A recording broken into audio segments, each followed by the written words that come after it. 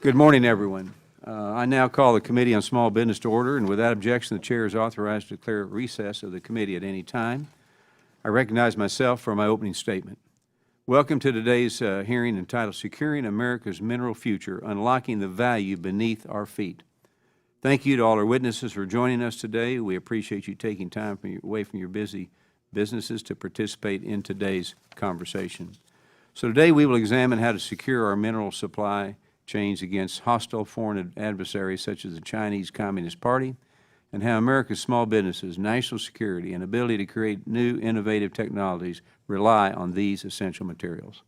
Rare earth minerals and the broader category of critical minerals used in the manufacturing process of batteries, magnets, computers, and medical devices, to name a few, are vital to the functioning of the American economy. Unfortunately, far too long, burdensome regulations have made the production and refining of rare earth and critical minerals difficult in America, contributing to China's dominance in this market. Now, to combat the CCP's monopoly, President Trump issued several executive orders aimed at bolstering domestic mineral production and reducing our reliance on foreign adversaries. Currently, the Mountain Pass mine in California is the only active mine in the United States that extracts rare earth minerals. As a result, approximately 80% of the critical minerals used in America are supplied from foreign sources. The lack of domestic production undermines our national security and hinders small business innovation. Thankfully, the Trump administration is working to unleash American energy production, safeguarding national security, and allowing American small businesses to compete on a global stage. Small businesses are at the forefront of American innovation. The enhancement of the defense industry that provides our homeland relies on groundbreaking technology, often developed by small businesses that need rare earth minerals to produce. I want to thank our witnesses again for their contributions to end U.S. reliance on foreign rare earth elements and critical minerals. We look forward to your testimony. With that, I will yield to a distinguished ranking member today from the great state of Michigan, Ms. Skulton, for her opening remarks. Thank you so much, Mr. Chairman. Thank you to our incredible witnesses, and thank you for your patience. We had a very important caucus meeting this morning, kept me tied up. I am so grateful, Mr. Chairman, that we are holding this hearing this morning. Critical minerals are pivotal to our nation's clean energy transition and national security. On this, we agree. There is a lot of common ground. That is why I am so grateful that we're having this hearing. These minerals are an essential component of our smartphones, electric vehicles, and importantly, military hardware. Yet the supply chains for these 50 materials often run offshore and through the influence of our adversaries, most notably China, as you mentioned. That's why federal policy should redirect our critical mineral supply chains through our shores and not the shores of our allies, not our enemies. Every critical mineral is unique. Some, like aluminum, are relatively easy to extract and process into usable material. Others, like certain rare earth elements, are less concentrated in ore. Therefore, they require advanced, complex refinement methods that are developed by and accessible to only a handful of countries and companies. And crucially, some critical minerals just aren't deposited within U.S. territory, meaning they can't be mined here. The diversity of these materials, their properties, and extraction and refinement techniques means that the avenues to onshoring them must be equally diverse. It's a complex problem, and we need a complex solution to make these minerals accessible. In other words, Mr. Chairman, we can't only mine our way out of our critical mineral needs. The federal government must prioritize and maintain investments in recycling, waste recovery, friendshoring, and industrial policy if our nation is to reclaim control over our critical mineral supplies.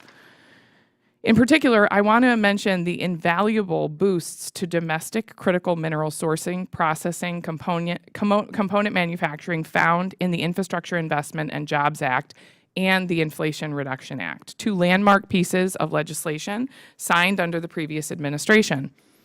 Democrats stand ready to defend and expand upon the massive long-term investments the federal government has already made in this space. We want to make it better. I would also be remiss if I didn't highlight the downsides of mining when not done properly.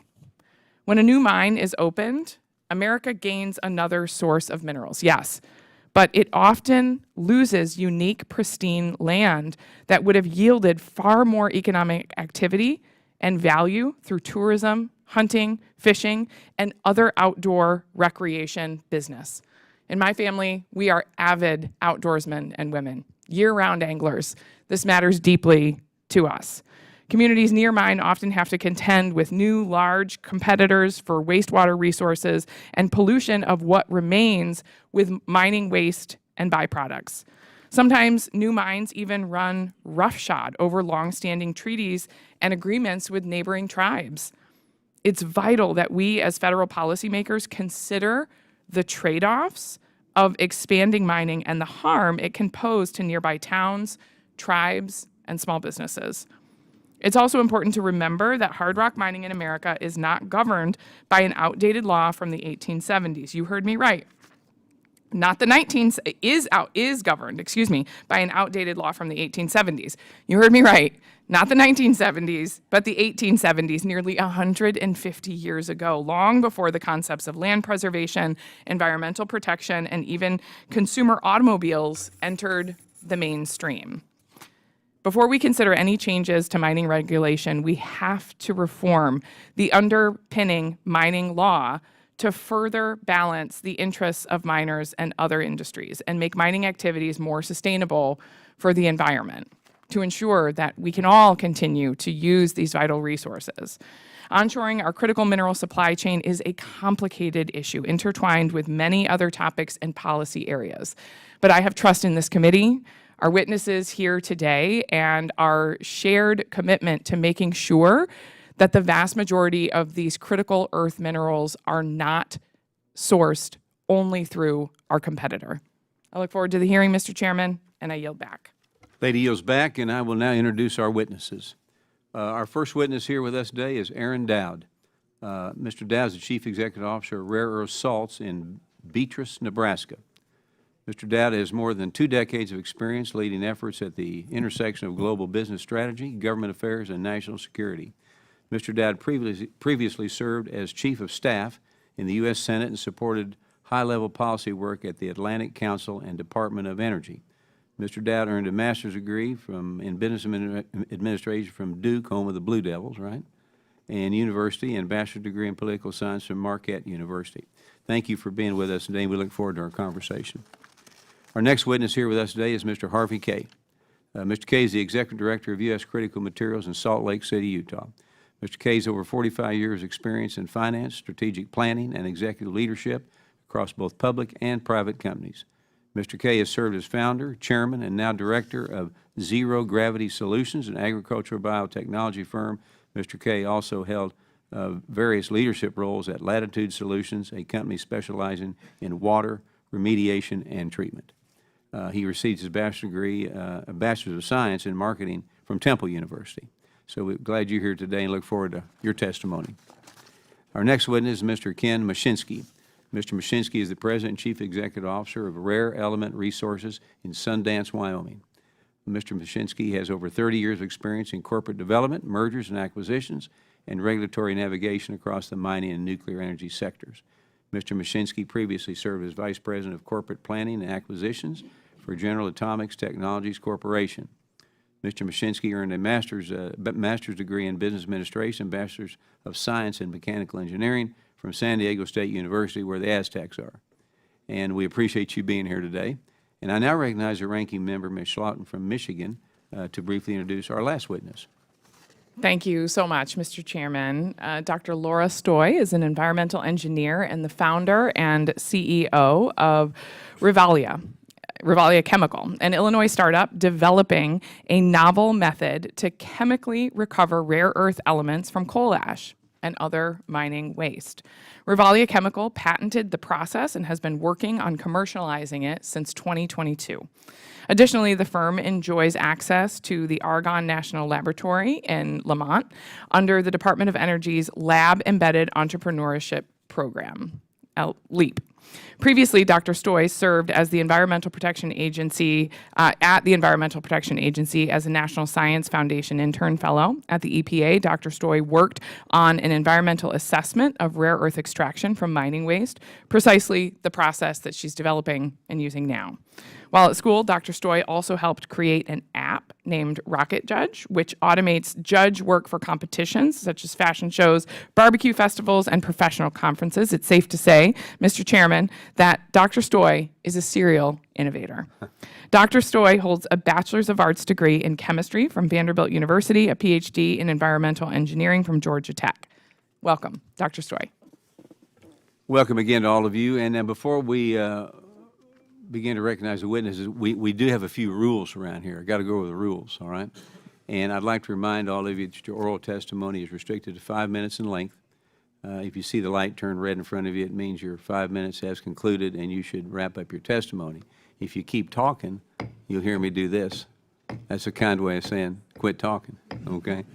And and also on another note, you periodically will recognize or will see some of our panel move in and out. That's because we got other hearings going on. It has nothing to do with whether you said the right thing or the wrong thing. We'll be moving in and out, but you'll see that. So with that in mind, I now recognize Mr. Dowd for his 5-minute opening remarks.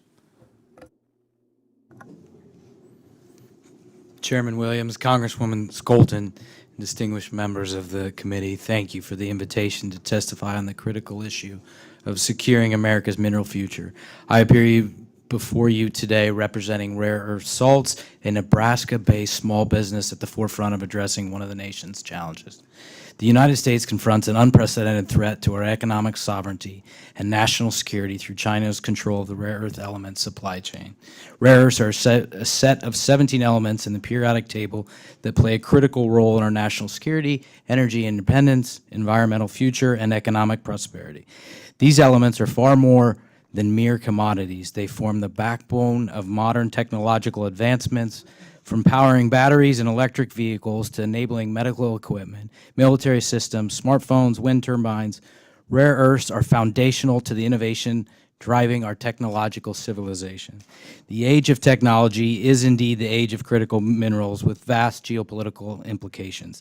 The need for securing both domestically sourced rare earth elements and domestic rare earth processing is vital. Today, China controls 90% of the global downstream rare earth market, impacting the rest of the world's supply chain and giving them significant control and restricting America's access to materials vital for manufacturing and defense capabilities. This was not always the case. From the 1960s until the 1990s, the U.S., specifically California's Mountain Pass mine, led global production. However, China's deliberate industrial policy systematically captured market control, creating the vulnerable supply chain that we face today. Through China's dominance in the rare earth market has prompted global efforts to find alternative sources and processes to produce these critical compounds. Production outside of China continued to face formidable challenges, struggling to compete with the highly competitive pricing of China's domestic market. The challenges extend beyond supply security to economic competitiveness. China's current market dominance stems from their large-scale use of solvent extraction, which was developed and implemented in the U.S. in the 1960s. These processes require hundreds of separation stages and generate excessive chemical waste. Western companies utilizing this proven method face higher production costs due to necessary environmental and worker protections. This cost differential has created a market failure where Western innovation cannot compete with Chinese production despite superior technology and environmental stewardship. For small businesses like ours, this represents a challenge and an extraordinary opportunity to innovate and lead. Founded in 2012 by Dr. Joseph Brewer, Rare Earth Salts exemplifies how America's small business innovation can address strategic national challenges. Rare Earth Salts addresses the global need for a cost-effective, sustainable, and environmentally friendly rare earth element separation process. Prior to developing our proprietary process, we evaluated the strengths and weaknesses of every separation process used since the 1940s. That allowed us to invent a revolutionary electrochemical process from the ground up based on sound basic chemistry. The separation process advancements by Rare Earth Salts represent industry-changing solutions demanded by the rare earth supply chain to profitably compete with Chinese production. Rare Earth Salts has been working closely with the U.S. government and has received multiple grants and awards for its separation technologies from the Department of Defense and the Department of Energy. These public-private partnerships demonstrate how federal investment in small business innovation can yield strategic returns for national security while building defense industrial capability and capacity. Rare Earth Salts recently received an award from the Department of Defense to increase heavy rare earth production, specifically terbium. The rare earth challenge represents more than supply chain vulnerability. It is a defining opportunity for American small business to lead the next generation of critical mineral production. Companies like Rare Earth Salts exemplify how American innovation can compete globally. Supporting domestic innovation in mineral processing can help ensure the U.S. does not merely secure its mineral future, but leads the world in sustainable, competitive production of these essential materials. By supporting small businesses, developing innovation separation technologies, we can reestablish American leadership in this critical sector. Rare Earth Salts stands ready to contribute to America's mineral independence. The mission requires collective effort with a robust policy framework that acknowledges the strategic importance of domestic critical mineral production. American small business can help transform this challenge into a competitive advantage. The technology is ready, the market is undeniable, the market need is undeniable, the national security imperative is urgent. We now need to unlock the economic value beneath our feet and secure America's mineral future. Chairman Williams, Congresswoman Skolten, and distinguished members of the committee, thank you again for the invitation to testify, and I look forward to your questions. Thank you. I now recognize Mr. Kaye for his 5-minute opening remarks. Thank you, Mr. Chairman, and members of the committee for allowing us to testify today. This is an issue that has taken 15 years to come to the point that we're at right now. We've all talked about Chinese dominance. It's actually 90 or 95% dominance in terms of its ability to process rare earths. Their concerns about the environment are not the same as ours. It is no longer acceptable to spend 20 or 29 years to get a project online. To that end, U.S. Critical Materials controls 339 claims covering approximately 11 square miles in a place called Sheep Creek, Montana. Montana in the past has been known as the Treasure State. Our objective is to make it the Treasure State again. To that end, we have a two-point of our spear to accomplish those goals. First is the rare earths that encompass our deposit have been considered now the highest grade rare earths ever found in America, averaging 9% up. We also have a very robust deposit of gallium. Gallium is a mineral, a critical mineral, that has 3,800 military applications. We now face a geopolitical situation that we're all aware of. It's in the front page news. To that end, we've expanded a great amount of the critical minerals and rare earths required for missiles, for radar, for advanced aircraft, the F-47, etc. We cannot be dependent upon the Chinese to be our supply of these materials. Therefore, our focus, and the focus, I hope, of this committee, is to assist companies such as ourselves to accomplish those goals. What do we need to do that? We need help in accelerating permitting. Today, as the Congresswoman stated, there is regulations that we're dealing with since 1870. Okay, we've made an attempt to fix that through Fast 41. Okay, now it requires cutting the red tape, unchaining the American entrepreneurial spirit in order to accomplish the goals. We have it here. It should be found in America. We also have now entered into a venture with one of the prestigious American national labs called Idaho National Lab. Dr. Robert Fox is an acknowledged expert in the world of developing processes and technologies to process these kinds of minerals. We did a full court press with them, and at the end of a year, they have accomplished the goal of setting forth the flow diagrams and the methodology for a process that we call an electrochemical membrane reactor. It is environmentally conscious. It has the ability to process rare earths in an efficient environmental manner. To that end, therefore, we are working very hard to cooperate with the government.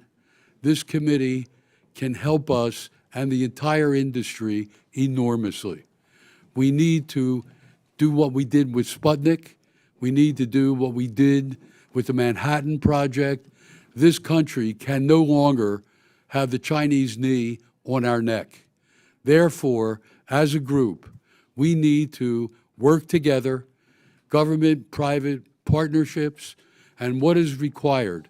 What is required is help in permitting.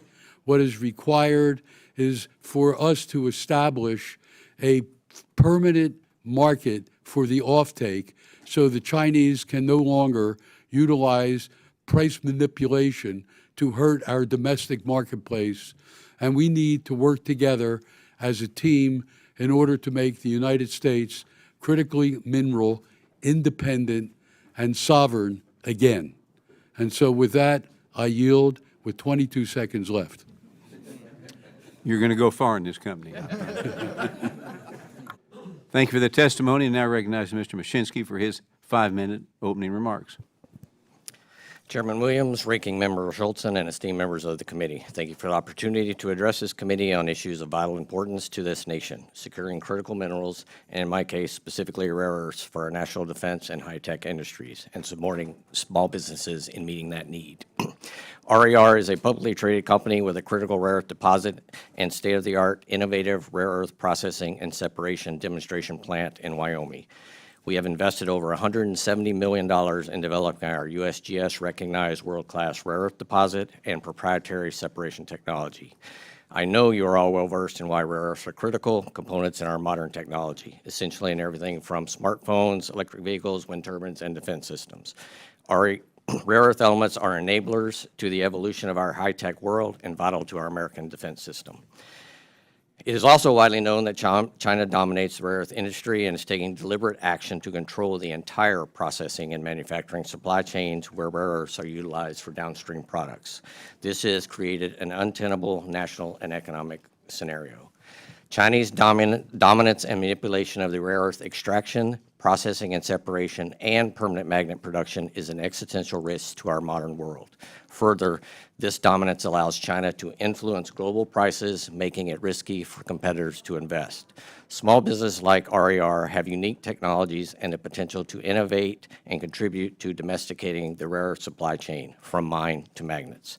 However, our small companies face challenges that have distinct needs and must be addressed to assure a sustainable domestic rare earth supply chain.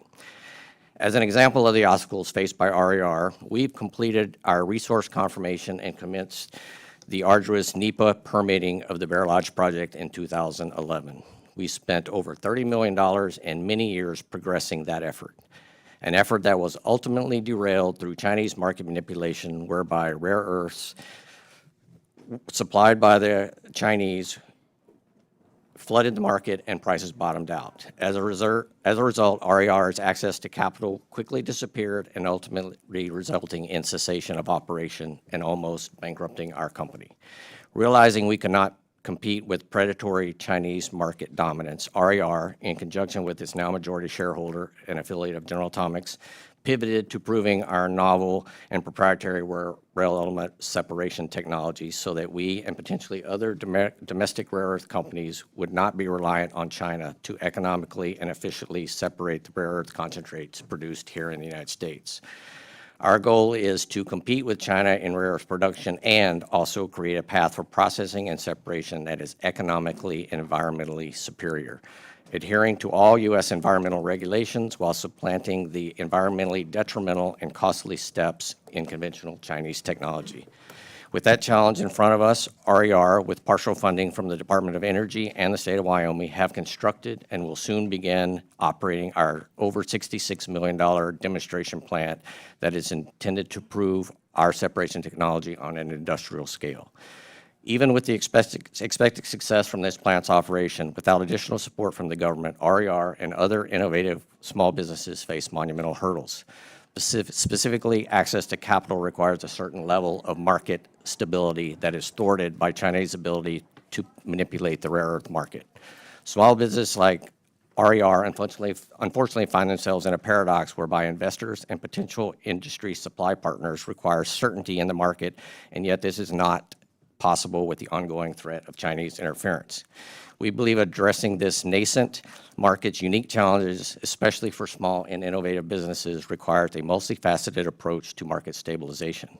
RER encourages Congress to pursue policies and support funding to support small businesses that are innovating and progressing a secure domestic rare earth supply chain, including government purchasing to establish strategic stockpiles, as potentially envisioned, but with the $2.5 billion critical minerals included in the recently passed reconciliation package, government grants to unlock industry innovation, government incentives and guarantees to encourage private investment in loans, and permitting reform to bring surety to project timeliness. We believe these types of initiatives will remove the significant market obstacles and barriers to progress for small businesses engaged in rare earth supply chain, so that collectively we can become a solution to a very real and present danger to our nation's defense and high-tech industries. I'm honored to be here today to share with you RER's unique experience as a small business in the rare earth industry, and I look forward to addressing your questions. Thank you very much. Gentleman yields back. I now recognize Dr. Stoy for her 5-minute opening remarks. Chairman Williams, esteemed Member Scholten, members of the committee, thank you so much for the opportunity to speak today. It's an honor to discuss this issue that's critical to the future of U.S. mining and materials, securing our critical mineral supply chains for national defense, technological innovation, and manufacturing strength.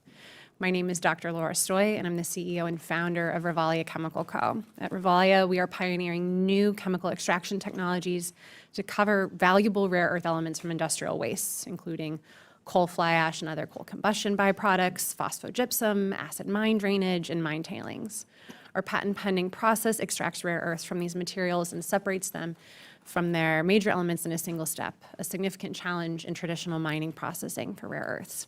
Using this method and by using wastes, we can avoid the environmental and economic costs of mining while minimizing hazardous waste generation. The U.S. has approximately 2 million metric tons of rare earths in reserves. However, there's far more locked in our waste materials. Researchers at UT Austin estimate that there are 11 million metric tons of rare earths in coal ash alone. Oak Ridge National Lab found millions of tons of rare earths in phosphogypsum. Duke University did research that found that abandoned mine drainage releases 500 to 34 tons of rare earths annually through acid mine drainage. These waste streams are often overlooked, but they present an opportunity to both recover rare earths and remediate environmental damage in local communities. There are currently no companies producing rare earths from waste at scale in the U.S. right now, though I will note to this committee that there are many small businesses and startups addressing this opportunity space. Rivalia's focus is on mining rare earths from waste, but I want to emphasize that it is likely that this is just one component of a broader rare earth element supply chain, along with traditional mining. Building a broader, more diverse supply chain for rare earths will make our system overall more resilient to disruption and manipulation by our adversaries. To achieve supply chain stabilization, the U.S. can't only mine. We can't mine our way out of this. We also need to separate, refine, metallize, and produce the finished products, the permanent magnets. China's dominance in rare earths comes from its control over this entire supply chain, which includes processing minerals both from its own mines and from international partners. To compete globally, U.S. rare earth producers must have robust midstream processing. This requires a skilled workforce, innovation, and efforts to de-risk the market for private investors, especially given the price volatility caused by China's outsized market influence. Our market also must be cost competitive. China has subsidized their supply chains, enabling their businesses to offer products at significantly lower costs. Competing with that will require American ingenuity and innovation to lower our production costs and make U.S. rare earths attractive to both customers and investors. I founded Rivalia after completing my PhD in environmental engineering at Georgia Tech, where I was fortunate enough to receive both government and private funding. The National Science Foundation's Graduate Research Fellowship, as well as funding from Georgia Power, one of the major utilities in the Southeast. This funding allowed me to develop the core technology behind Rivalia. Since then, we participated in Techstars, a prestigious startup accelerator, which included raising venture capital. This also allowed us to secure a future pilot with Southern Company. We've also raised non-dilutive funding through the National Science Foundation's SBIR program, which is helping us to de-risk our technology and validate it with other materials. We also have obtained funding through the Department of Energy Works Vouchers program, as well as the Department of Energy Lab Embedded Entrepreneurship program called LEAP.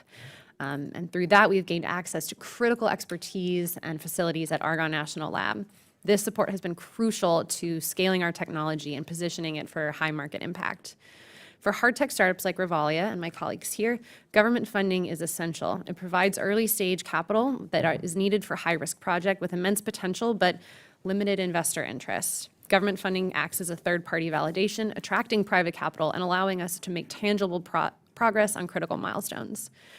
Hard tech ventures require significant upfront capital for prototyping, testing, and compliance. And without government support, companies like ours would face much greater challenges in bringing new, game-changing technologies to market. The U.S. is at a critical juncture in securing its mineral future. We need to embrace innovation, leverage public and private funding, and develop new technologies to ensure a robust and diverse critical supply chain here. Government support, for startups like Rivalia, are essential for maintaining U.S. leadership in technology, national security, and economic competitiveness. Thank you, and I look forward to your questions. Gentlelady yields back. We will now move to the member questions under the 5-minute rule, and I'll recognize myself for 5 minutes. Throughout the Biden-Harris administration, the government has burdened small businesses with endless regulatory red tape. These regulations have slowed business building projects and mining efforts, and I think we can all agree that we should get the government out of the way to let small businesses do what they do best. Now, Mr. Kaye, can you provide us with some examples of how the government has stood in your way? We have had these claims for better than 35 years. Our approach is to do this with a great amount of environmental consciousness. Therefore, we deal with the U.S. Forest Service. The response many times is slow to get back. There's been a great amount of progress, however, recently with the advent of Fast 41. We've filed an application for that, and what it does is it holds the various agencies that are responsible for approvals to a very strict timetable. Our plan is to be able to extract from our deposit literally this year, to be able to, in effect, stand on the steps of the White House and/or Congress with a bag of gallium, rare earths that were found in Montana, processed with American technology, and available for the defense of this country and indeed the free world.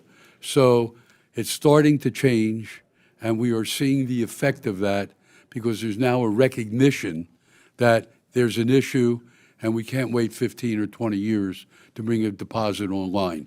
So we feel that things are getting much better, and for that we are grateful. Good. Let's book that date, okay? Yep. Domestic mining of rare earth elements and critical minerals faces numerous challenges, and one of which is that America has few known large deposits of pure rare earth elements. Despite these challenges, the United States is well positioned to quickly build its rare earth refining capacity. So, Mr. Dowd, can you please explain the innovative approach your company has taken in the refining process and what impact those innovations have on the entire mining industry? Yeah, thank you, sir. We believe the enormous demand for non-Chinese rare supply will only be met with the reimagining of innovative, non-traditional clean separation technologies. Our processes have significant advantage over existing separation technologies in an industry that has not seen much viable refining innovation in more than 3/4 of a century. Our technologies significantly reduce the cost of producing rare earths from concentrate, be it from recycled material, rare earth elements, specific mining operations, or as a byproduct of a mining operation. Our patented process at capital expenditure and operating expense are highly cost competitive versus traditional rare earths refining. Our processing time from concentrate to first finished products is days with very limited separation steps versus months and dozens of steps with solvent extraction. Rare earth salts provides immediate opportunity to reestablish domestic commercial production. The capability of our technologies have been thoroughly validated. Okay, thank you. And now, quickly in the time I've got left, rare earth mining and extraction is heavily regulated industries we've talked about today. While rare earth mines must comply with a substantial number of regulations intended for traditional mines, rare earth mines also must navigate Nuclear Regulatory Commission requirements. So, Mr. Mushinski, how's your business dealing with this complicated web of regulations? How can it be simplified? Thank you, Mr. Chairman. We do have a NRC possession license because as with most RER ore, it does have some naturally occurring thorium and uranium in it. So we do have a license. That was a quite detailed and lengthy process. The NRC did their own environmental assessment in addition to what is required by the EPA for a mine. It was costly, expensive, and took a significant amount of time. We do have that license. That license is valid through 2027.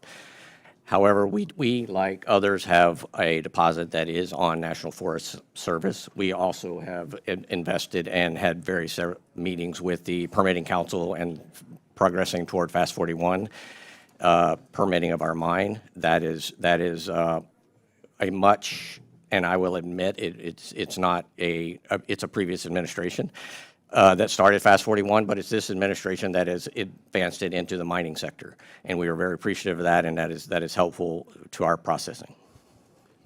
Gentleman yields back. I now recognize the ranking member for her 5 minutes of questioning. Thank you, Mr. Chairman. Dr. Stoy, I'm wondering if you could just start out and elaborate on the recovery process Rivalia is developing. Talk to us about how you're getting these minerals out of waste.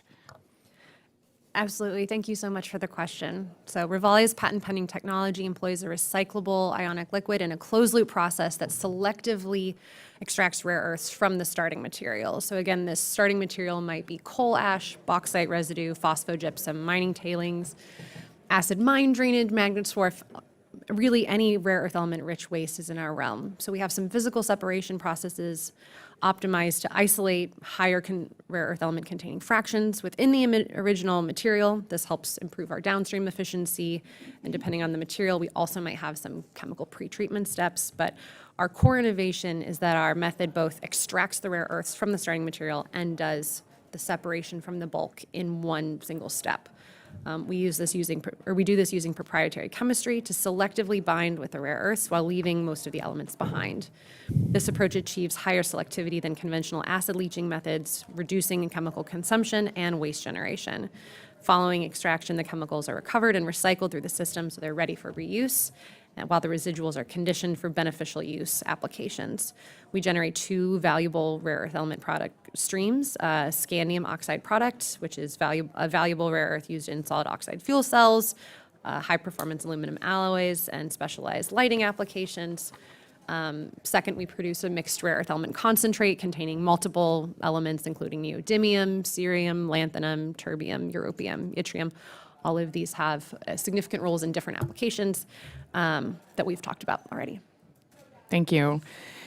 For my second question, and sticking with you, Dr. Stoy, how much of the rare earth in existing products currently are we recycling? Thank you for the question. To my knowledge, there is very limited recycling of rare earths in the U.S. I don't know of any companies doing this at scale right now. For some products, it is fundamentally challenging to extract rare earths from them. Consider consumer electronics. Your cell phone, your laptop is not designed to easily pull the rare earth elements out. You also have to collect them from the consumers, and that's not trivial. This is the same for EV motors. Permanent magnets in the motors, we'll need to recover those. Industrial waste don't have that kind of spatial distribution issue. In that ways, they're almost more like a mine. But there's no one really recycling rare earths at this time. So as a follow-up to that, can you describe the potential for recycling to add to the rare earths supply that we have here? Yeah, absolutely. And be as specific as you can. I know it's not currently being done, so it's hard to sort of, get into specifics, but in terms of percentages. Yeah, there's a lot of potential here. It is hard to quantify and be forward-looking here. There's a researcher at Ames National Lab in Iowa, Dr. Kenna Nibedem, and one of the things he suggested was in the next 10 years, more than 25% of the demand for rare earths could come from recycling efforts. Okay. It's a significant Very good. I agree with your comments about, the pressing nature of this problem requiring a bit of an all-of-the-above approach, traditional mining as well as recycling. How would you characterize added returns created by new mines individually, but as well as opposed to recycling, or in contrast to recycling? Yeah, I think all of the above is really the answer here. Right now we have one active mine. Would it be helpful if we had more? I can imagine so, but it's hard to say, right? Is 5 new mines is the right answer? 50, 500? At a certain point, we do reach diminishing returns. Frankly, what all of these mines do really need is refining. And I know some of my colleagues here are talking about integrating that into their processes. And that midstream of refining, in my opinion, is much more important and a higher priority than opening a new mine. Because if we don't have that refining capacity, we are sending our concentrate abroad for refining. And 99% of the time that's going to be in China. We won't have, we could have dozens of mines, but if we're still sending the concentrate abroad, we haven't solved the problem. Yeah.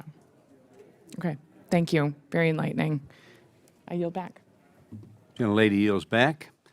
I now recognize Mr. Stauber from the great state of Minnesota for 5 minutes.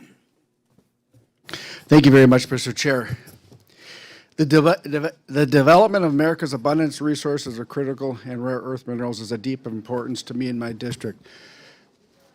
The Minnesota's 8th Congressional District holds the biggest untapped copper-nickel find in the world. The previous administration banned 224,000 acres of it and took 2 leases away from a mining company that they had since 1966. Just last week, Talon Metals in Tamarack, Minnesota, brought an exploratory drill section, 28% nickel, the highest in the world. I don't know if y'all knew that. Talon Metals, northeastern Minnesota, drill hole, 28% nickel. Nowhere in the world can we do that. Northeastern Minnesota is ready, able, and willing to deliver these critical minerals to this great nation for our strategic national security. I sit on the Natural Resources Committee. There was a Democrat witness when we were talking about mining. I said to her, you say it's too wet in Minnesota to mine. It's too dry in Arizona to mine. Where would you like us to mine? And her answer, she said it out loud, nowhere. We have an anti-mining political agenda in this nation that is crippling our security, our strategic national security. Northeastern Minnesota mines the iron ore that makes 82% of this nation's steel, that helped us win 2 world wars. And we continuously have to battle for these good union jobs in this town. The prior administration was the most anti-mining administration in the history of this country. We will follow all environmental and labor standards, allow us to do so. And when we do that, we will bring the economic engine to our communities. We will bring good-paying jobs to the Iron Range of northern Minnesota, which jobs start at $90,000 a year without overtime, health benefits, etc. The median household income for the district that I represent is under $74,000. One mining job can make up for that. This is how important domestic mining is to our nation, to our strategic national security, to our economy. And ma'am, you are right. Recycling is part of it. That is all. It is part of the concern. And bring it on. But the demand is so much more right now. There's 17 rare earth minerals, right? China just stopped selling 6 of their critical and rare earth minerals to the world. 15 of the 19 industrial mines in the Congo are owned by the Chinese Communist Party, who use child slave labor. We can't accept that anymore. We should never enter into a memorandum of understanding with the communist country of China for our rare earths. Never. Yet the past administration did. We have the opportunity to mine in this country. We can mine in Minnesota, we can mine in Alaska, we can mine in Utah, we can mine in Nevada, we can mine in California, we can mine in Washington, we can mine in Pennsylvania. And the list goes on and on. We have to have the political will to do it. It will be an economic boom for our communities, the jobs. What an opportunity do we have. Let's not miss it. And it starts with all of us understanding the importance of mining and the value that it can bring to our economy and our strategic national security. The state of Minnesota and northeastern Minnesota, I want you to understand, the Iron Range and the Duluth complex, which is the copper, nickel, and cobalt, we have the opportunity to bring it to the nation. I'm so proud of each and every one of you here to talk about this opportunity. Mr. Chair, we cannot miss this opportunity. Our nation is depending on it. Our small businesses are depending on it. Our strategic national security is depending on it. And our communities and our miners need it. And I yield back. Gentleman yields back. I now recognize Ms. McIver from the great state of New Jersey for 5 minutes. Thank you. Thank you, Mr. Chairman, and thank you to our ranking member for convening this hearing today. I want to thank each witness for being here today with us. Critical minerals are the foundation of our national security and economic resilience, and we must ensure that Congress supports the responsible development, processing, and reuse of these essential resources. Small businesses, from clean technology startups to equipment manufacturers to recycling innovators, are the engine of American creativity. They must be at the center of any national critical mineral strategy. That means leveling the playing field, ensuring fair access to capital, and providing consistent federal support to help them compete with larger and often state-subsidized global players. We must continue to build on the historic investments made through the Bipartisan Infrastructure Law and the Inflation Reduction Act, not roll them back. These programs support responsible development, promote environmental innovation, and empower the small businesses driving the next generation of American innovation. America's energy future, security, and economic leadership depend on it. I have 2 questions, and these are both for Dr. Stoy. Some of my colleagues from across the aisle argue that repealing clean energy investments made under the Bipartisan Infrastructure Law and Inflation Reduction Act will save money for our nation and its small business owners. Can you speak about how repealing the investments made under these laws will cost us in the critical minerals industry? Absolutely. Thank you so much for the question. I will say I'm not an expert on the Inflation Reduction Act, but my understanding is that, as we seek to build out the entire supply chain in the U.S., as we seek to, bolster manufacturing, we need to have incentives all the way down the line, especially given that we're dealing with a non-market player. The IRA includes many provisions that help bolster that, and if we cripple the end of the process by removing consumer incentives, we are terminating the line. And ultimately what that means is that our products will not end up being sold in the U.S. They won't end up being refined in the U.S. They will go abroad. Thank you for that. Given how far behind we already are in securing critical mineral supply chains, wouldn't further funding rollbacks be a national security risk, in your opinion? Yes, I would agree with that. Thank you. With that, I yield back. Gentlelady yields back. I now recognize myself for 5 minutes. Folks, we've got a very serious discussion here. I think Mr. Kaye brought that out very well initially, and it's certainly being repeated over and over.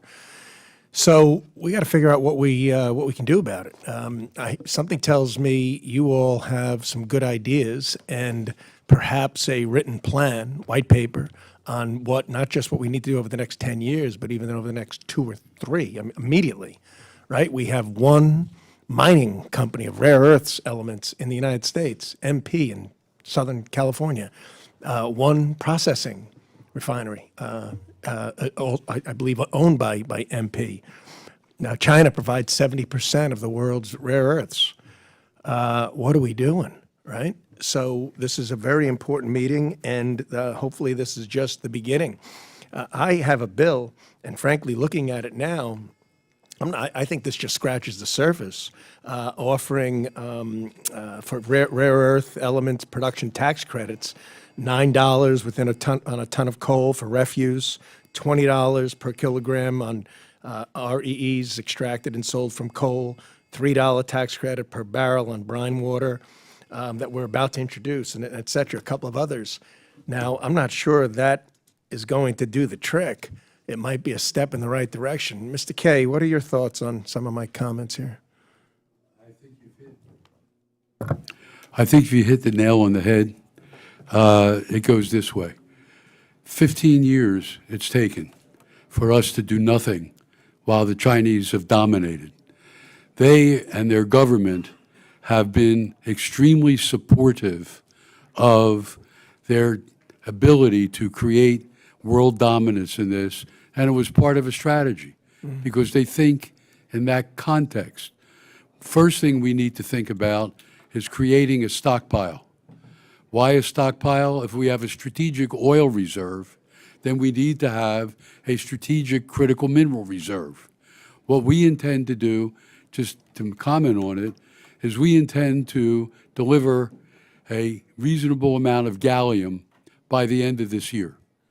That means that we will stockpile the other rare earths, perhaps on a military base, which is part of an executive order that said, let's use the Pentagon, let's use military bases. We're in discussions regarding a project such as that today. Secondly, with a little bit of government support, that Idaho National Labs has agreed that they can cut a year off the development of the plant that we are putting online that will be a full-blown demonstration plant, at least 2 tons a day, and we can start delivering actual rare earths to our Defense Department, to various other, they talk about the Stargate project. We've allocated $500 billion, artificial intelligence, medical applications. Nobody's ever talked about medical. Well, guess what? You can't have diagnostic equipment. You can't have the new technologies that are coming out without rare earths. So let's hear now, Mr. Mushinski, I'm going to ask you on the type of tax credits, incentives, regulatory reform, some of your thoughts on what we need to do to springboard and blast off, if you will, or at least get off the ground. Thank you, Congressman. For me and for RER, and I assume the other businesses here, it's market stability that is important. We have tried to start up businesses before, and the Chinese are very aware. The Chinese are very smart people. They can flood the market and deplete prices and drive us business out of business. You will recall that even MP, Mountain Pass at the time, was driven into bankruptcy by that exact point. So I agree a strategic stockpile is important. This is a nascent industry in the United States. And the companies here, mine included, need a foothold. We're not looking for the government to give us a complete handout. We need a foothold so that we can get investors, so that we can have bankable contracts, so that we can go to capital and have a business plan that they don't have to be concerned about market manipulation. All right, quickly, Ms. Stoy, you agree? Yes, absolutely. The thing that I talk to when I talk to investors is they say, well, what about China? What about the market? Like for me to deliver a 5-year financial plan, I need to have pricing information. And we have an opaque market with non-market players on non-exchange traded metals. Well, as I opened with, this is very, very important. Perhaps rather than call it the Manhattan Project, as I'm from Pennsylvania, we'll call it something other, maybe the Pennsylvania Project. But we look forward to continued conversations, very much so. Thank you. And I yield back. I now recognize Mr. Tran from California for 5 minutes. Thank you so much, Chairman. Welcome, witnesses. Thank you for being here. Dr. Stoy, in 2024, the Select Committee on China released a bipartisan report revealing that the Chinese Communist government supplies over 50% of the U.S. demand for 24 critical minerals, including 90% of rare earth elements. The report also emphasized that advanced recycling technologies offer a scalable solution to strengthen the domestic supply chain for these minerals and reduce our reliance on China. However, the Trump administration has reduced staffing in the Department of Energy's loan and R&D programs, the very resources needed to help reduce U.S. dependence on China for critical minerals. In fact, over $77 billion in funding at the Department of Energy remains frozen. How does that affect their capacity to invest and award contracts to businesses like yours, Dr. Stoy? Thank you so much for the question. This is something that I think about very often, is how, to fund, the projects that we'll be building, the projects that we'll be financing. These will take high amounts of capital. The Department of Energy has been instrumental in putting together different loan offices, different programs for startups like mine and many others. Without staff at these agencies, they are not able to do their jobs. They're not able to evaluate loans. It's a huge problem for me, especially as I go out to investors to say, here is my plan for building a facility. I'm going to use this contracting agency, this loan office. If they're not considered reliable, then my plan is no longer reliable. Thank you. And are you concerned that these cuts would cede America's global STEM leadership to the PRC? Absolutely. I mean, one thing I also think about a lot is the training that comes from loans just like these. China has, I think, 80 universities dedicated to mineral processing and mining. We don't have any. If we are serious about building talent, the talent that we need to run our businesses, we need to have those funding agencies in place. Yeah. Thank you. In fact, the President Trump's proposed cutting of the National Science Foundation staff by half and reducing its grants awards, which would threaten the agency's ability to fund critical R&D nationwide and further advantage the PRC's technological competition with the U.S. Mr. Chair, I ask for unanimous consent to insert an R&D World article about the impacts of the proposal and existing Trump cuts into the record. Are there any? So moved. Okay. Thank you. Next question goes to Mr. Dowd. In September 2024, your company received a $4.2 million contract from the Department of Defense to expand domestic production of rare earth element terbium, one of the most difficult to obtain rare earth elements from recycled fluorescent light bulbs. Can you explain how important government contracts like this one are to your business? Yeah, absolutely. When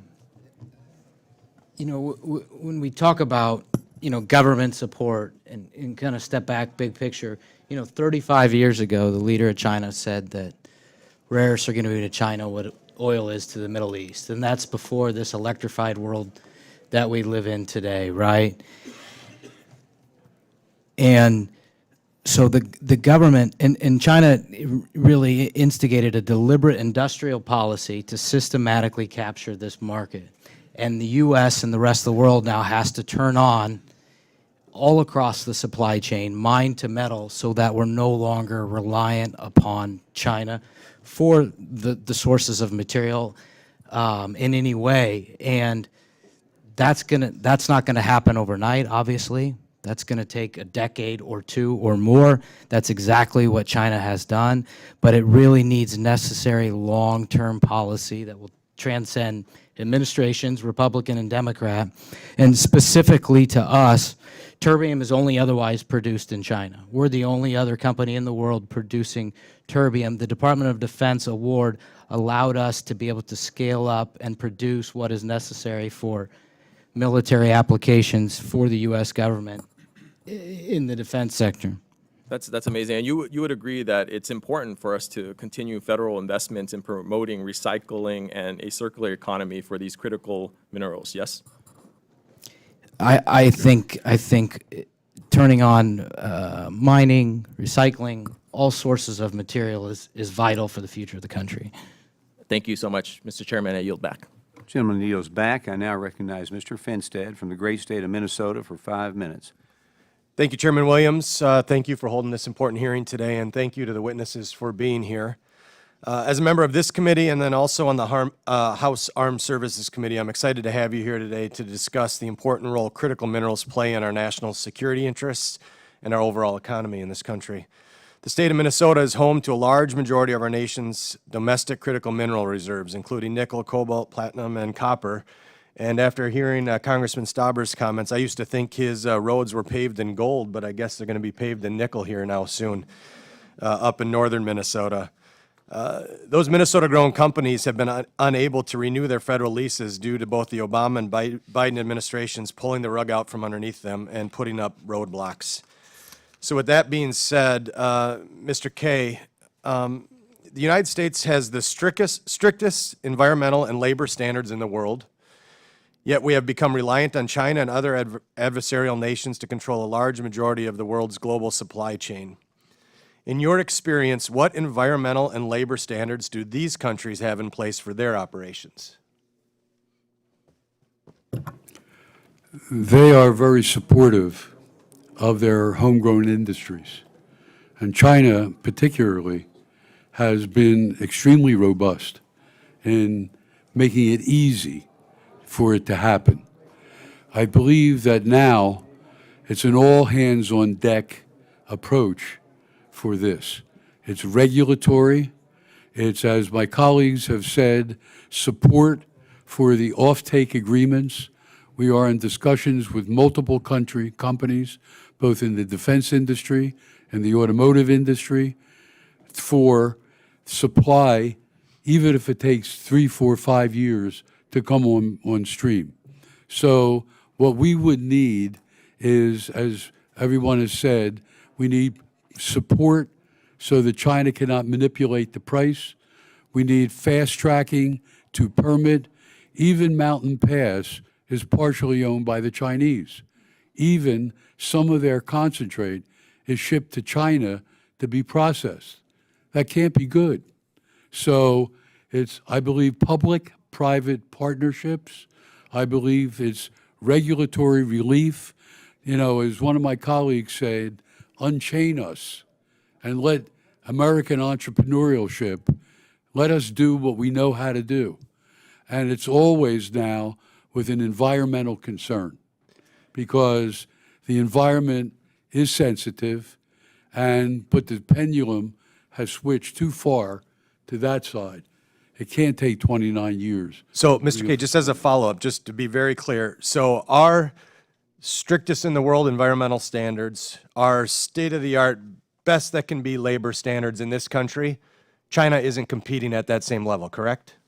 Absolutely not. Okay, so to my colleagues here, I mean, I guess the question we have to ask ourselves, are we content putting our head in the sand and pretending that they're playing by the same rules? And the answer is no, and so it is incumbent upon us and our government to do better in this area. I would like to move on to Mr. Dowd.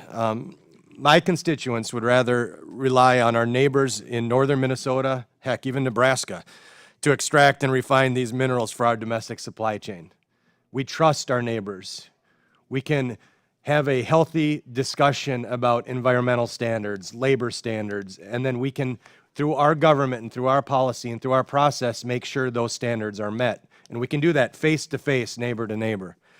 Given your experience operating and innovating in this space, what are the biggest challenges preventing American companies right now from leading the world in critical mineral development? And a lot of times we in this committee, people will come and say, well, it's the regulations, or it's this, or it's that. If you were to leave here today and say, I got this off my chest, here's the 4 or 5 things that this committee and this Congress can help us do, what is it?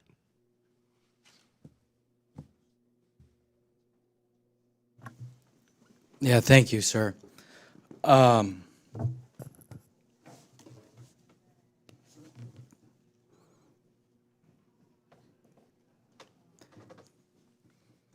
It's as I said earlier, China 35 years ago said that rare earths are to China what oil is to the Middle East, and that's before this electrified world we live in today.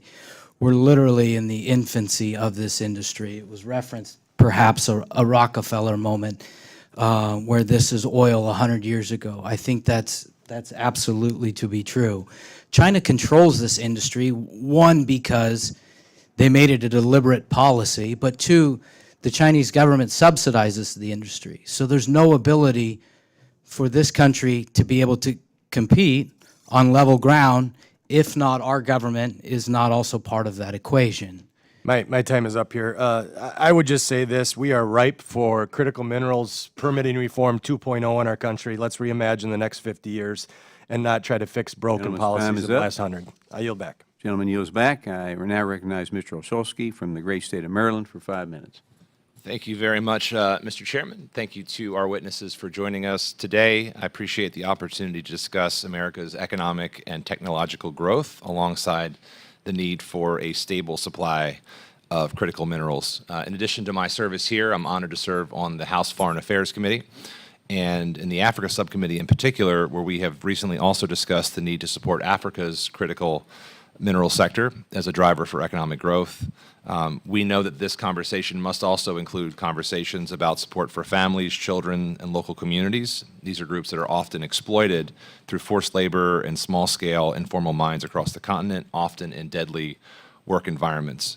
So I'm concerned both about the action of this administration working to dismantle the National Institute of Occupational Health and Safety in terms of our own safety in that work here in America. I also know that we're currently facing a fairly chaotic landscape from a president who has unilaterally enacted tariffs on nearly every import from every country.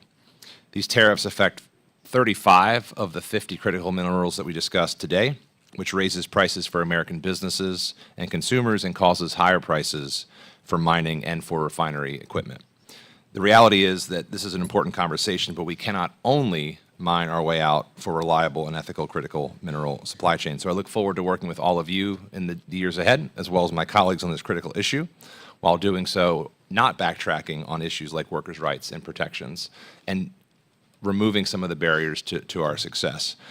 To that point, I have 2 quick questions. One is on tariffs and one is on grants. I'll start with you, Dr. Stoy. According to the U.S. Geological Service, the U.S. has little to no reserves for many critical materials. So obviously, as we discussed, we're trading to acquire them. Can you talk a little bit about how tariffs affect our ability to buy them from abroad? Absolutely. Thank you so much for the question.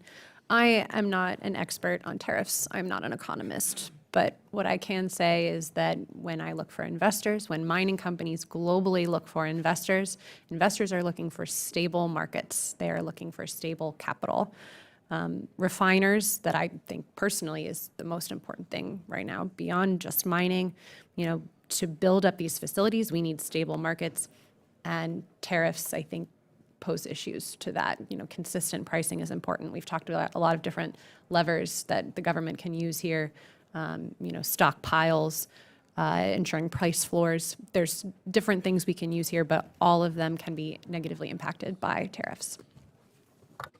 I appreciate that, and I want to make sure I have it right. As a fellow ski, is it Mr. Mushinski? Mushinski. Olszewski, Mushinski. We got it. Okay. I appreciated your testimony and your calls for unlocking grants for commercialization efforts. I think that is critically important as one way to increase capital access for this work. So I just want to, I guess, pose to you, would you be concerned if very large grant makers, in particular, I'm thinking about the federal government, right? If we froze our grants and other funding sources, that certainly would be a challenge to that and would erase some of the capital landscape. Is that a fair assessment? Of course. Yeah. And so, yeah, just to that point, to my colleagues, I mean, we are seeing a lot of the dismantling of these kinds of programs, not just in this space, but across the government. And I think we want to try to work with our partners across the aisle to find ways that here and in other spaces that I think the federal government actually does have a key role to play in spurring innovation, safety, and success in the private sector. And so, again, I want to just thank our witnesses today, Mr. Chairman, for their insights and their wisdom. Look forward to working with them and you and our colleagues in the years ahead. And with that, I'll yield back. Gentleman yields back. I now recognize Mr. Bresnahan from the great state of Pennsylvania for 5 minutes. Thank you, Mr. Chairman, and to the ranking member for holding today's hearing, and especially to the witnesses for taking time out to come and testify today. Securing our supply chains for rare earth minerals and other critical resources is not just an economic priority, it's a matter of national security. These materials are essential components in a wide range of technologies, from smartphones to electric vehicles and advanced defense systems. Yet, despite their importance, the United States has fallen behind over other nations, particularly China, in both the mining and refining of these vital resources. China's dominant position in these supply chains have given them significant leverage on the global stage, leverage that can threaten our economic competitiveness and our security. To address this challenge, we must bring about common sense permitting reform that allows us to responsibly develop these resources here at home. My district lies within the Marcellus Shale region in Pennsylvania. Fracking has been a key driver of our country's energy dominance and Pennsylvania's economic growth for the last 20 years. But fracking can potentially deliver more than just oil and gas. Recent studies by the National Energy Technology Laboratory have found that the water used in fracking can unlock up to 1,160 metric tons of lithium. That's almost 40% of the current demand for lithium, which is 3,000 metric tons per year. This is comparable to the lithium produced in the brine ponds in Chile, the world's second largest lithium producer. In Wayne County, in my district, there is roughly $1 billion of natural gas deposits that we cannot tap into because of governors in Pennsylvania, New York, New Jersey, and Delaware have banned it based on some science and under pressure from some environmental activists. If our country is going to reduce emissions and have a cleaner grid, we need these rare earth minerals like lithium to achieve these goals. Sadly, the prior administration stifled their own green energy goals with overregulation by trying to ban natural gas exports, trying to ban fracking, the IRA's methane tax, and use of ESG's metrics and investments, and not approving pipelines quickly enough. Instead of American energy powered by clean American fuel sources and rare earth minerals processed under the American environmental standards, we have been forced to rely on Chinese imports, which are produced under horrendous environments and labor conditions. Our goal must be to provide essential raw materials that fuel our economy, support our national defense, and power the innovative technologies of tomorrow. We can, we must, and uphold our commitment to environmental stewardship while advancing economic growth. The false choice between economic progress and protecting our environment has held us back far too long. With that, I'm going to start with my first question to Mr. Dowd. I want to echo on Mr. Finstad's questions a little bit earlier. If you can point to just one specific action that Congress can deploy to help us in the progress, would it be towards workforce development? Would it be permitting? Would it be regulation? What if you can point to just one thing, and you had mentioned China in the prior answer, but is there anything else beyond China that we can be of assistance with? Yeah, as a rare earth element separation company, and at least the way we do, how we do our refining, there is no regulatory or regulation that's permitting us from doing what we're doing. The workforce is really not a challenge where we are, fortunately. I would say the big thing is continuing, as the government has through the Department of Defense, Department of Energy, funding companies like us to boost the defense industrial base to have the capability and the capacity in this country to compete with China. What do you mean funding? How is that through grant processes? Is that through R&D? What kind of funding do you reference? Yeah, sure. Our company has received a handful of grants and awards over the last handful of years, which have really furthered us to where we are today. The congressman earlier mentioned we received a Defense Production Act through the Department of Defense for $8.67 million back in September that really enabled us to be able to produce terbium, which cannot be found anywhere else in the world other than China. So why is that the responsibility of the American taxpayer to provide economic grants to a company like yours? Yeah, I think it's a real question for the committee in terms of, or for the country in terms of the responsibility of government to help fund what's necessary to be able to have this capability in this country. And I think if the government does not compete, given that the Chinese government is subsidizing the industry, we will be fully reliant on China for rare earths for a long period of time, and that's obviously a geopolitical supply chain issue. My time has expired. I yield. Gentleman yields back. I now recognize Ms. Goodlander from the great state of New Hampshire for 5 minutes. Thank you, Mr. Chairman, and thank you to our witnesses for being here today for this important hearing. You've each testified that the rare earth challenge is a really critical one to our national security. Our supply chain vulnerability is core to addressing to keep our country safe, but it's also an extraordinary opportunity that small businesses across our country are seizing, and I'm seeing it all across my home state of New Hampshire. What I'd say is our hearing today, the title of the hearing today, I noticed, Securing America's Mineral Future, Unlocking the Economic Value Beneath Our Feet. The economic value, I think, is more than just beneath our feet, and I saw this firsthand in visiting an extraordinary service-disabled, veteran-owned small business in the Monadnock region of my state that more than 6 years ago predicted that we would have a germanium crisis in this country. Germanium is used, as many of you know, in high-speed computer chips, plastics, and a wide range of military applications, from night vision devices to satellite imagery sensors. My constituents started a company. They self-funded the research and development costs of a cost-effective, eco-friendly germanium recycling effort, and they began production. They've encountered a lot of challenges in getting the support that they need for small businesses to actually tackle this. And I wanted to ask you, Mr. Dowd, can you speak to your experience? I also serve on the Armed Services Committee, and knock on wood, we're going to have a National Defense Authorization Act this year, where we have an opportunity to really take a look at ways in which we can improve the way that the Department of Defense does business with small businesses in our country. Can you speak to your experience contracting with the Department of Defense and what challenges you encountered?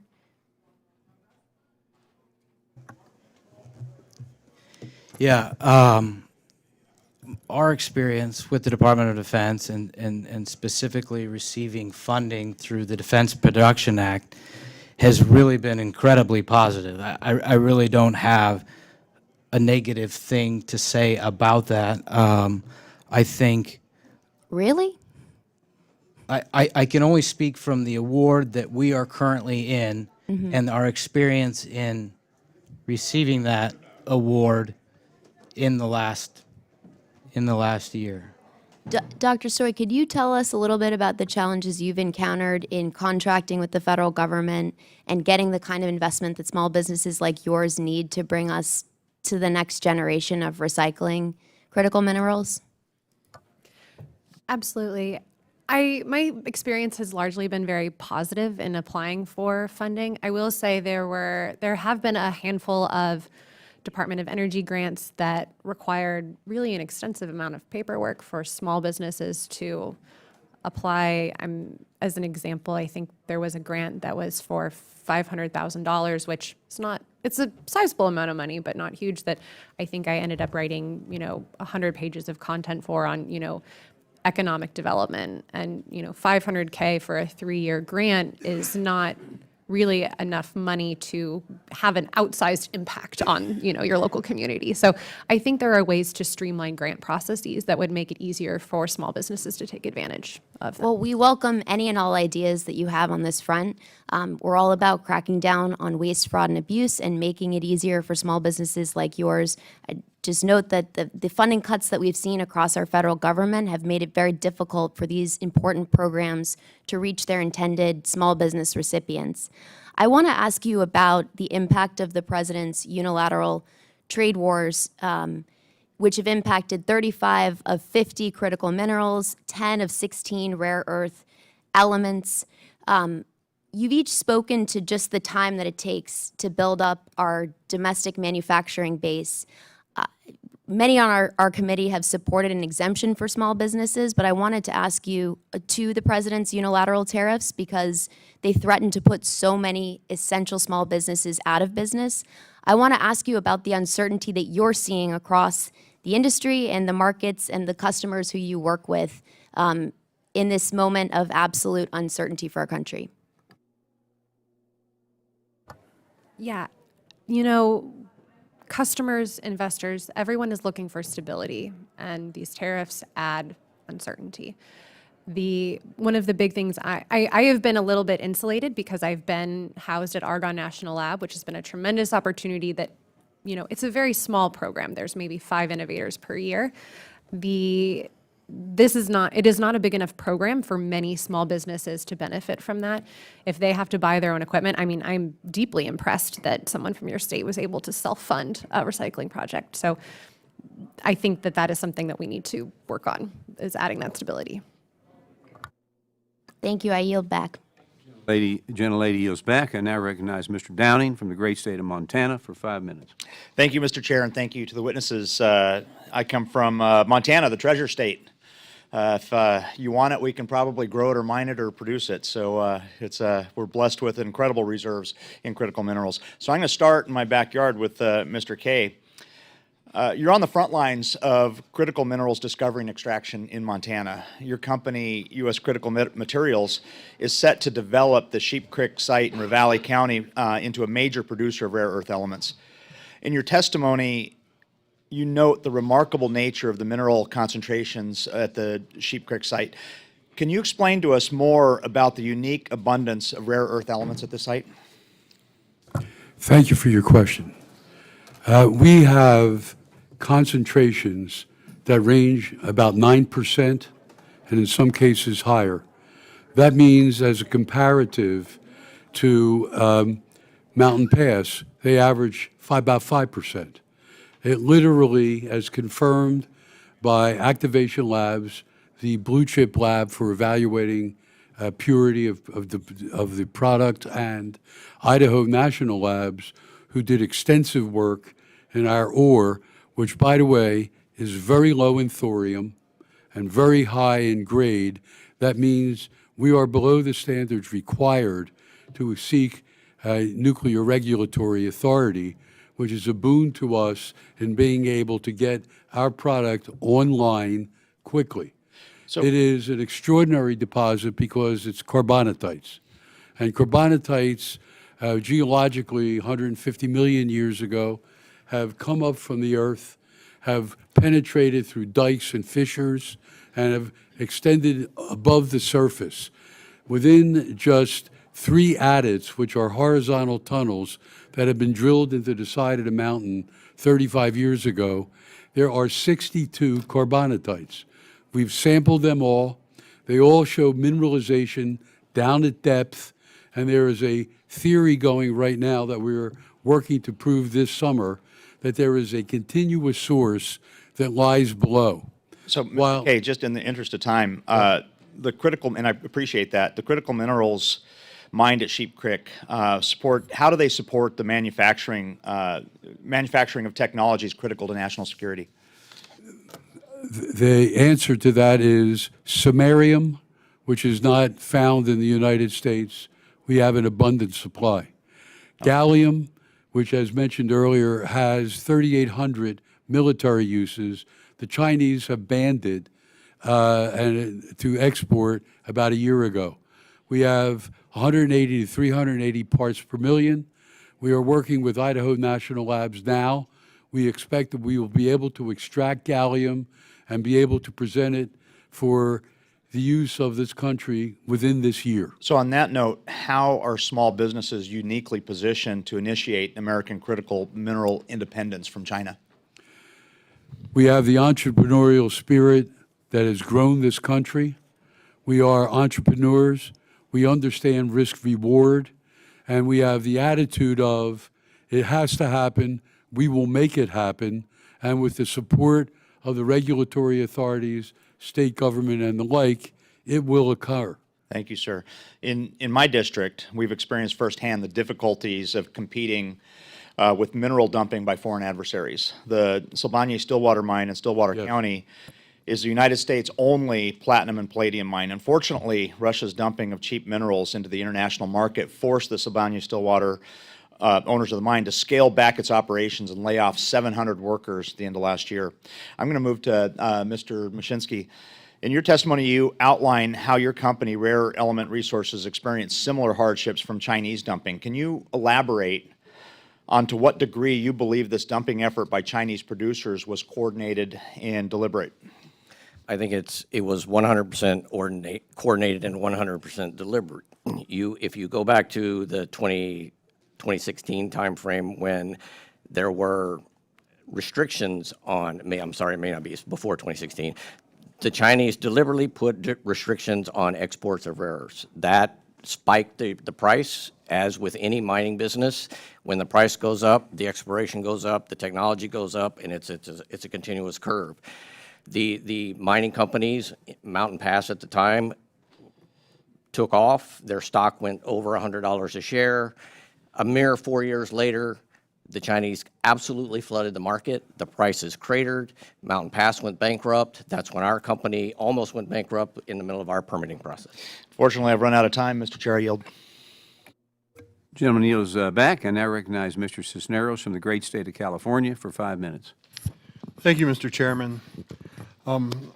As a member of the House Armed Services Committee and previously serving at the Department of Defense, I deeply care about our national security, and I understand and agree with the importance of securing our critical mineral supply chain, and I support the small businesses helping address this vital need. However, this hearing is not focused on what we can actually do to help these small businesses, but rather is another attempt to infomercial the President's agenda to deregulate. The House Natural Resource Committee already had a hearing on domestic mining for U.S. national security on February 6th. The House Energy and Commerce Committee already had a hearing on enhancing our critical mineral supply chains on May 21st. If we want to stretch the bounds of the House Small Business Committee to also talk about critical minerals, let's talk about federal funding opportunities like the small business research grants that help companies like Rivalia. This hearing is not talking about SBA programs to help these small businesses. It's not talking about funding from other agencies for these small businesses. It's not diving into federal contracting to support these businesses. I urge my colleagues to engage with us in meaningful discussions on how to better support small business, not just rubber stamp an agenda. So, Ms. Story, could you kind of go into detail a little bit more about SBIR, how it helped you get started, and really the importance of programs like this to encourage investment in other businesses like yours that could help, like you said, recycle these minerals instead of them just going to waste after they've been used?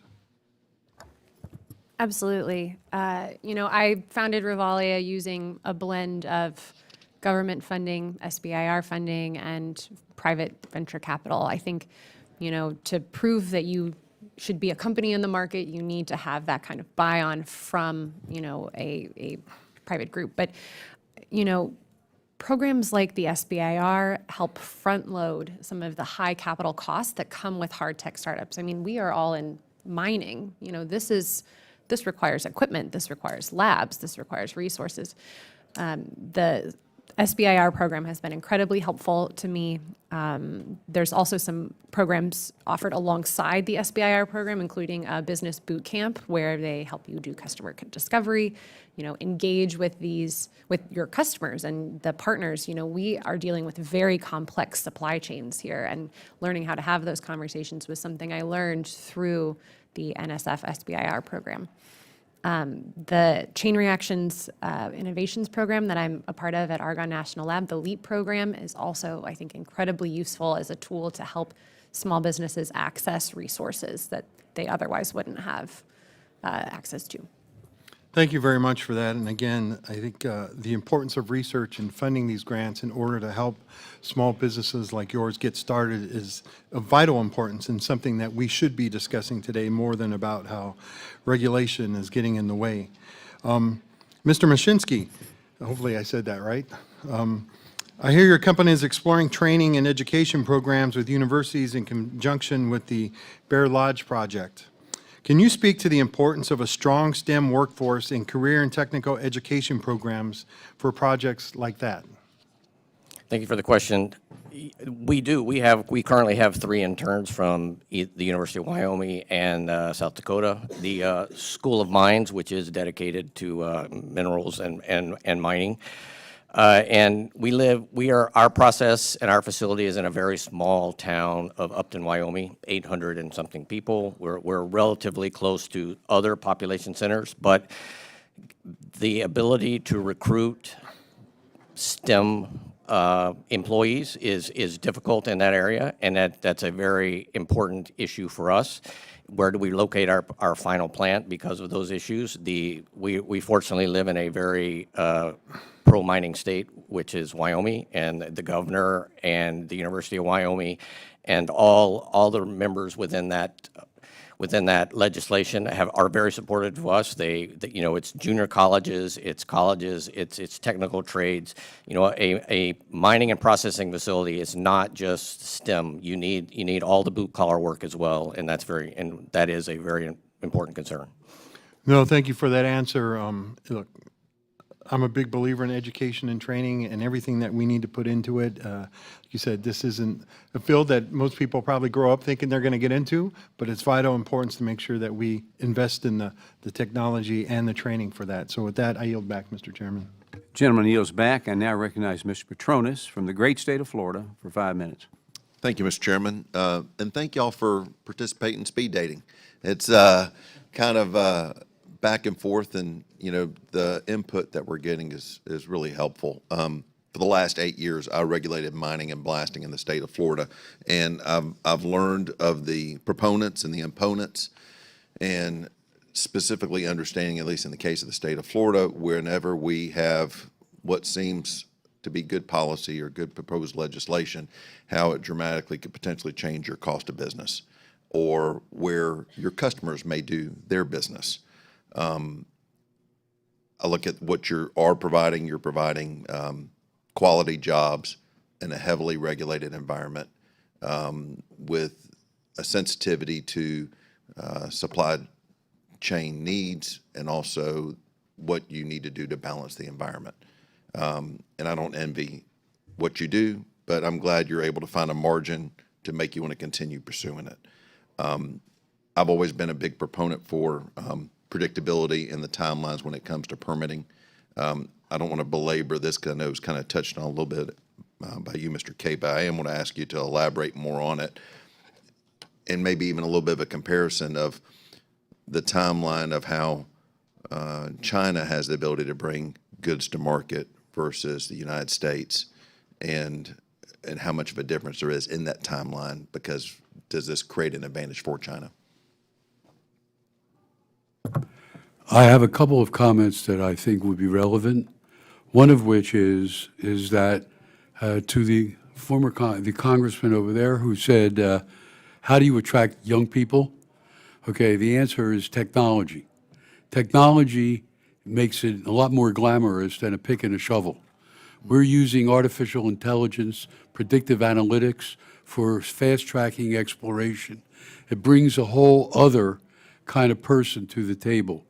Secondly, today we made an announcement that retired four-star General Stephen Townsend has become a senior advisor to us. He testified in front of the Senate some years ago about the need for critical minerals. He told us that in Africa, when he was running AFRICOM, he wanted to find out how many mines, rare earth and critical mineral mines, were owned by the United States versus China.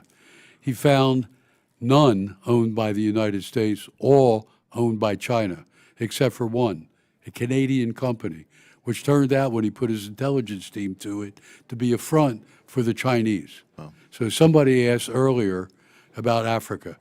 As to your question, fast tracking is everything right now. Okay, speed and time speed is most important. Time is our enemy. Mm-hmm. And therefore, the ability to have access to the decision makers, to be able to have a meeting such as this, to be able to understand what their requirements are and how we can fast track application for DPA grants, mm-hmm. or Department of Defense, or the movement of money from environment to defense is critically important. How can we manage the bureaucracy so that it makes it easier for us instead of cutting the red tape and drowning in the things that all my colleagues have just talked about, years and years of going through these things. It's getting better. So, and it's not, the technology is not going away and the demand is not shrinking. I guess my also concern is just, if you can just expand on a little bit, is the national security concerns we have about being beholden to China on our pipeline. Thank you. The F-35 requires 920 pounds of rare earths. A submarine is 5,000. The new F-47, which is now being proposed, requires large amounts of rare earths. The newest radar that we're working on requires rare earths. The missiles, we expended a tremendous amount of our armaments with Israel, with the Ukraine war, etc. You got to rebuild the stockpiles, and yet you require rare earths. So it's got to be domestic supply, and it's got to happen now. And we don't have 5 more years. And so therefore, that's why we are focused so hard on being able to deliver gallium by the end of this year, because it's required in 3,800 different defense systems that our government requires. Gentleman's time is up. Thank you, Mr. Chairman. Thank you. Next, I want to recognize Dr. Morrison from the great state of Minnesota for 5 minutes. Thank you, Chairman Williams and Ranking Member Velasquez, for holding this hearing, and I want to thank our witnesses for being here and taking the time to testify and share your expertise about the critical mineral industry. This is a topic we'll return to again and again as demand for critical minerals continues to grow during the coming decades. The International Energy Agency projects that growing investments in clean energy will double global demand for minerals by 2040. Growing demand for electric vehicles could increase the need for minerals such as lithium and graphite by as much as 4,000% over the next few decades. And by the way, I am thrilled by the enthusiasm for mining critical minerals I've heard here. So I assume that everyone on this committee will be voting against clawing back the IRA and clean energy tax credits. One of the mines that my colleague from Minnesota, Mr. Stauber, referenced is on public lands in the watershed of the Boundary Waters Canoe Area Wilderness, the most visited wilderness in the United States and a major economic engine in northeastern Minnesota. One point I want to make regarding proposed hard rock mines in Minnesota is that this kind of mining has never been done in Minnesota before. We have a proud tradition of iron ore taconite mining. It's a very different kind of mining that carries very different risks than copper, nickel, and other hard rock mining. And the proposed mines, respectfully to my other colleague from Minnesota, are not Minnesota grown. They are owned by Glencore, Rio Tinto, and Antofagasta. These are not small businesses, these are not homegrown, and they are not American companies. They are international mining conglomerates with some of the worst labor and environmental records in the world. I would like to point out a study that found that the proposed mine in the watershed of Minnesota's Boundary Waters Canoe Area Wilderness would cause a net economic loss in the long term, due in part to the job and revenue losses for the thriving outdoor recreation industry that area depends on. So, Mr. Chairman, I request unanimous consent to insert the study into the record. Thank you, Mr. Chairman. Dr. Stoy, can you comment on some of the trade-offs of unrestricted, minimally regulated mining in terms of environmental impacts? Are there any negatives, or is it just all upside? Thanks for the question. Wouldn't that be wonderful if there were only upsides? You know, as we discussed securing a domestic supply chain for rare earths, you know, we have to talk about these trade-offs. There are benefits. You know, we can increase our domestic supply long term. We can reduce our dependence on foreign sources. We can support national security. We might bring jobs and investment to rural areas that didn't have access to that before. But of course, there are significant costs. You know, there's the timeline. We have to consider what is going to happen environmentally here. The environmental impact, you know, we're talking about disturbing large areas of land. We're consuming water. We're producing hazardous tailings that include radioactive elements like thorium, uranium. This is, you know, especially concerning in sensitive ecosystem or near indigenous lands, or frankly, anywhere where people live. There's also, you know, community opposition. Many proposed mines face strong pushback from tribal nations, environmental groups, and local residents who are simply concerned about the place they live, you know, water quality, land access, the long-term plan for these sites. These projects carry legal, social, and reputational risks. In contrast, recovering rare earths from existing industrial waste avoids new land disturbance. It leverages materials already above the ground and offers a faster, cleaner pathway to supply security. So while I think new mining may play a role in the long term, and of course in the entire economic picture, we have to be clear-eyed about the costs and pursue lower impact alternatives when they're available. I appreciate that perspective. Thank you. I want to just take a moment before my time expires to brag about a Minnesota company that's doing innovative work to reduce our dependence on critical minerals. Niron Magnetics is the world's only producer of high-performance, rare earth-free permanent magnets, which are used in everything from cars to audio systems to medical devices. Niron Magnetics uses technology that was developed through research at the University of Minnesota, and they received an SBIR award in 2024 to explore the use of their magnets in DoD applications, exemplifying, I think, how a well-designed innovation system can support our small businesses and address pressing issues. Mr. Dowd, we've talked a little bit about SBIR and STTR programs.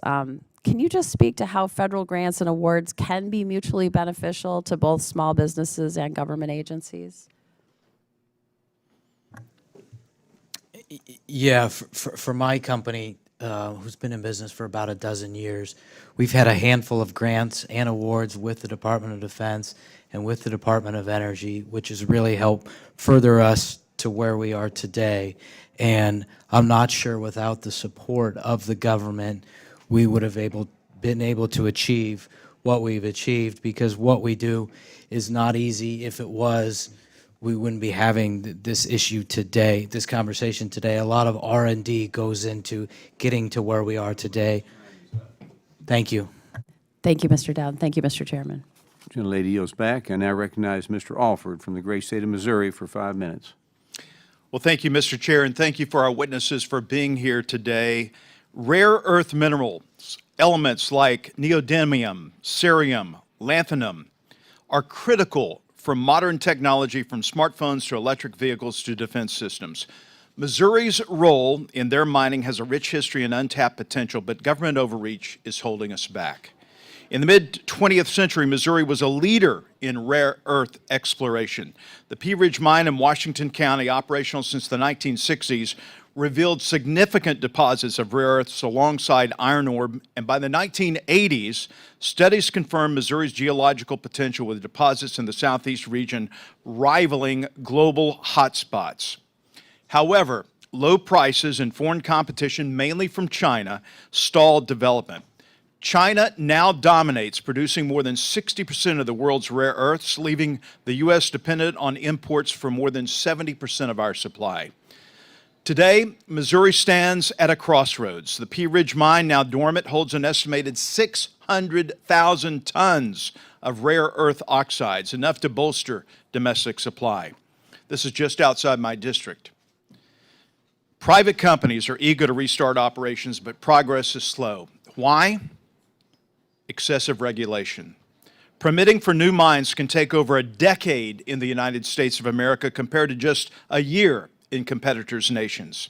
Environmental reviews, while important, are often redundant, delaying projects without clear benefits. Meantime, Communist China tightens export controls, threatening our supply chains. The government must act decisively. First, streamline permitting under the National Environmental Policy Act to cut timelines without sacrificing safety. Secondly, offer tax incentives for rare earth processing facilities, as refining is a bottleneck. Third, fund research into cleaner extraction methods to address environmental concerns. These steps will unleash Missouri's potential, create jobs, and secure our national interest. Missouri's rare earths are a sleeping giant. It's my intent to help them wake up by getting government out of the way. Mr. Kaye, critical minerals are not only essential for the long-term economic success of the U.S., but also for its national security. Could you please explain the importance of the resources in your mines to our national security, sir? Thank you for your question. We spoke about gallium. Gallium is critical. There is no supply here in the United States. The Chinese have embargoed it. Our gallium is in a very pure mineralized form found in the carbonatites themselves, which means it's relatively easy to bring them out and properly refine them. Samarium, there's no supply here in the United States. And so we have the same situation with that. Third is our government understands now, particularly the Department of Defense, and the reason that General Townsend has become an advisor to us is exactly that reason. He understands what the problems are. He understands what national defense means. And the Chinese are betting that we're going to keep slow like we have been. But that's not going to happen anymore. And so we believe that the 17 rare earths and natural and critical minerals that are important to all aspects, artificial intelligence, chips, new radar, new aircraft, new ships, new technologies leading to the future, have to be domestically sourced. And we and our colleagues are determined to make that happen. Our attitude now these days is, while we are all friendly competitors, we are all Americans. And whatever we can do to help each other, whether it's technology, whether it's cooperation, whether it's working together to make us critically mineral independent again, and therefore critically mineral sovereign again, is our #1 mission. And so we are all working toward accomplishing that goal. And thank you for your question. Thank you, Mr. Kaye, Mr. Dowd, Mr. Mushinski, and our other witness. We really appreciate you being here today. This is a national security issue, and with that, I yield back. Gentleman yields back. I now recognize Ms. Simon from the great state of California for 5 minutes. Thank you, Mr. Chair. It's an honor to be sitting by you, and I do believe that you have the best tie in the room today, sir. It's amazing. Yes, sorry, I apologize. He gets an extra 10 seconds. I am so happy to be having this conversation with you all. In fact, as you all were talking, what came to me was a writing from Bernice Johnson Reagan, Dr. Bernice Johnson Reagan, and she was one of the leaders of the Student Nonviolent Coordinating Committee during the Civil Rights Movement. And one of her writings was called Battered Earth. And one of the stanzas in the piece said, "If the earth could run away, she'd be running for her life." And I really appreciate this very timely conversation. I also appreciate, Dr. Stoy, you talked about being supported in your graduate studies as a young scientist. And it's not missed on me or anyone on this dais that you're the only woman on the panel. My daughter was in the biological sciences, my eldest. Go Aggies at Davis, UC Davis, and she told me she was one of the few folks who crossed the stage, an undergrad focused, again, on our Earth, on biology. I wonder what we would be talking about if, in fact, the United States paid homage to young scientists and fully supported their educations, and once they got out of grad school, fully nurtured their labs, fully nurtured your staffing process, provided support for your insurances. I wonder what we would be thinking about as we try to juxtapose where we are in terms of earthing rare minerals with our adversaries like China. It's hard to compare and contrast when you have countries around the world that fully support young people advancing in the sciences. But like Bernice Johnson Reagan says, our adversaries don't care about the earth. And if she could run away, she absolutely would. You know, just a few months ago, I was able to visit an amazing small business in West Oakland, where I'm from, a small company that's developed a fascinating technology to extract lithium directly from brine using significantly less land and water than conventional evaporation methods. And in talking to the founders, young, brilliant, scrappy, they don't wear suits, they wear Converse, they're amazing and super smart, and they have PhDs in their positions. I was crazy smart, amazing folks, right, again, in a low-income community in the Bay Area, doing everything that they could to create a sustainable model moving forward. They talked to me about how difficult it was, not just in the last administration, but also in this administration, to acquire resources. In fact, they're waiting on money right now to keep their staffing levels up. We're talking not just about rare minerals, we're talking about a finite earth. And so when you have innovators like some of you all on this panel committed to sustainable practices, committed to new opportunities and innovations that will literally save the lands of our dear country. You can't go in a gazillion times, right? The earth is, in fact, finite. I'm curious, Dr. Stoy, when you talk about, well, you talked about, I would say, in your testimony rather beautifully, how, in fact, it was difficult in this moment, and it has been, and a number of you have also repeated this, to receive the resources that you need and deserve to move forward. Dr. Stoy, can you talk to me about, in the perfect world, how would, whether it's SBA or other government agencies, truly support young innovators like yourself so that instead of sitting at a computer writing 100 pages for $500,000, divided by 3, and those of us who staffed institutions, we know that that's only a couple of staff with a little bit of health insurance, not for their kids maybe, just for them. What would it be like if you could truly be the scientist that you were trained to be? What would you need? So I think I've talked about a lot of visions I've had. You know, in a dream world, I'm running a team of 12 people. We are all in the lab. We have folks dedicated on building out the rest of the supply chain, talking to all the partners, building out the network. You know, this is something that instead of using government funding, I will go out and fundraise later this summer, you know, a couple $1 million to start building out that team. And I'm trading that for equity, and I'm trading that for, you know, that's betting against the money I will need in the future to build a plant. You know, for startups, you know, you can be scrappy, but you can only do so much with so little money. So I appreciate your question, and I think, you know, betting on young innovators is a win for us in this country. Appreciate you, and I appreciate all those who came out today to listen, and those are folks who came to testify. Thank you, Mr. Chair. I yield back. Gentlelady yields back. I'd like to thank our witnesses for their testimony and for appearing before us today. Without objection, members have 5 legislative days to submit additional materials and written questions for the witnesses to the chair, which will be forwarded to the witnesses. I ask the witnesses to please respond promptly. So if there's no further business, without objection, this committee is adjourned.